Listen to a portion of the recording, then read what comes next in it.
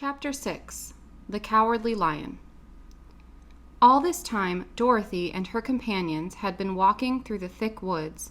The road was still paved with yellow brick, but these were much covered by dried branches and dead leaves from the trees, and the walking was not at all good.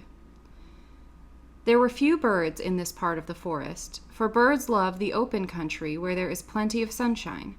But now and then there came a deep growl from some wild animal hidden among the trees.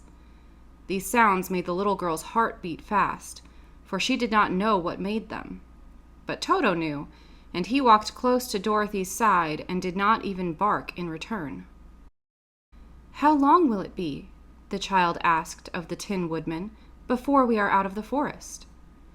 "I cannot tell," was the answer, "for I have never been to the Emerald City, but my father went there once when I was a boy, and he said it was a long journey through a dangerous country. Although nearer to the city where Oz dwells, the country is beautiful.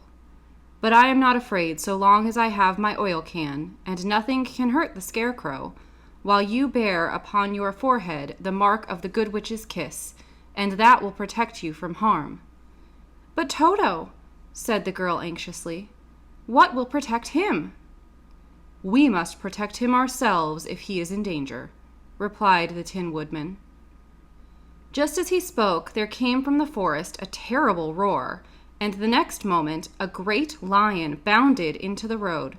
With one blow of his paw, he sent the Scarecrow spinning over and over to the edge of the road, and then he struck at the Tin Woodman with his sharp claws. But to the lion's surprise, he could make no impression on the tin, although the woodman fell over in the road and lay still. Little Toto, now that he had an enemy to face, ran barking toward the lion, and the great beast had opened his mouth to bite the dog, when Dorothy, fearing Toto would be killed, and heedless of danger, rushed forward and slapped the lion upon his nose as hard as she could, while she cried out, "Don't you dare bite Toto! You ought to be ashamed of yourself, a big beast like you, to bite a poor little dog." "I didn't bite him," said the lion, as he rubbed his nose with his paw where Dorothy had hit it. "No, but you tried to," she retorted. "You are nothing but a big coward." "I know it," said the lion, hanging his head in shame. "I've always known it, but how can I help it?" "I don't know, I'm sure. To think of your striking a stuffed man like the poor Scarecrow." "Is it stuffed?" asked the lion in surprise, as he watched her pick up the Scarecrow and set him upon his feet, while she patted him into shape again. "Of course he's stuffed," replied Dorothy, who was still angry. "That's why he went over so easily," remarked the lion. "It astonished me to see him whirl around so. Is the other one stuffed also?" "No," said Dorothy. "He's made of tin," and she helped the woodman up again. "That's why he nearly blunted my claws," said the lion. "When they scratched against the tin, it made a cold shiver run down my back. What is that little animal you are so tender of?" "He's my dog Toto," answered Dorothy. "Is he made of tin or stuffed?" asked the lion. "Neither. He's a meat dog," said the girl. "Oh, he's a curious animal, and seems remarkably small now that I look at him. No one would think of biting such a little thing, except a coward like me," continued the lion sadly. "What makes you a coward?" asked Dorothy, looking at the great beast in wonder, for he was as big as a small horse. "It's a mystery," replied the lion. "I suppose I was born that way. All the other animals in the forest naturally expect me to be brave, for the lion is everywhere thought to be the king of beasts. I learned that if I roared very loudly, every living thing was frightened and got out of my way. Whenever I've met a man, I've been awfully scared, but I just roared at him and he has always run away as fast as he could go. If the elephants and the tigers and the bears had ever tried to fight me, I should have run myself. I'm such a coward. But just as soon as they hear me roar, they all try to get away from me, and of course I let them go." "But that isn't right. The king of beasts shouldn't be a coward," said the Scarecrow.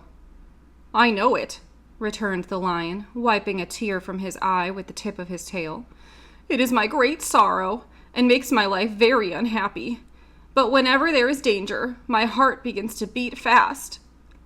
"Perhaps you have a heart disease," said the Tin Woodman. "It may be," said the lion. "If you have," continued the Tin Woodman, "you ought to be glad, for it proves you have a heart. For my part, I have no heart, so I cannot have heart disease." "Perhaps," said the lion thoughtfully. "If I had no heart, I should not be a coward." "Have you brains?" asked the Scarecrow. "I suppose so. I have never looked to see," replied the lion. "I'm going to the Great Oz to ask him to give me some," remarked the Scarecrow, "for my head is stuffed with straw." "And I'm going to ask him to give me a heart," said the Woodman. "And I'm going to ask him to send Toto and me back to Kansas," added Dorothy. "Do you think Oz could give me courage?" asked the Cowardly Lion. "Just as easily as he could give me brains," said the Scarecrow. "Or me a heart," said the Tin Woodman. "Or send me back to Kansas," said Dorothy. "Then, if you don't mind, I'll go with you," said the lion, "for my life is simply unbearable without a bit of courage." "You will be very welcome," answered Dorothy, "for you will help me keep away the other wild beasts. It seems to me they must be more cowardly than you are if they allow you to scare them so easily." "They really are," said the lion, "but that doesn't make me any braver. And as long as I know myself to be a coward, I shall be unhappy." So once more the little company set off upon the journey, the lion walking with stately strides at Dorothy's side. Toto did not approve of this new comrade at first, for he could not forget how nearly he had been crushed between the lion's great jaws. But after a time he became more at ease, and presently Toto and the Cowardly Lion had grown to be good friends.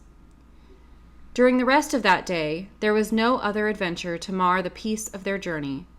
Once, indeed, the Tin Woodman stepped upon a beetle that was crawling along the road and killed the poor little thing. This made the Tin Woodman very unhappy, for he was always careful not to hurt any living creature, and as he walked along he wept several tears of sorrow and regret. These tears ran slowly down his face and over the hinges of his jaw, and there they rested. When Dorothy presently asked him a question, the Tin Woodman could not open his mouth, for his jaws were tightly rested together. He became greatly frightened at this, and made many motions to Dorothy to relieve him, but she could not understand. The lion was also puzzled to know what was wrong, but the Scarecrow seized the oil can from Dorothy's basket and oiled the Woodman's jaws so that after a few moments he could talk as well as before. "This will serve me a lesson," said he, "to look where I step. For if I should kill another bug or beetle, I should surely cry again, and crying rusts my jaws so that I cannot speak." Thereafter he walked very carefully, with his eyes on the road, and when he saw a tiny ant toiling by, he would step over it, so as not to harm it. The Tin Woodman knew very well he had no heart, and therefore he took great care never to be cruel or unkind to anything. "You people with hearts," he said, "have something to guide you, and need never do wrong. But I have no heart, and so I must be very careful. When Oz gives me a heart, of course, I needn't mind so much."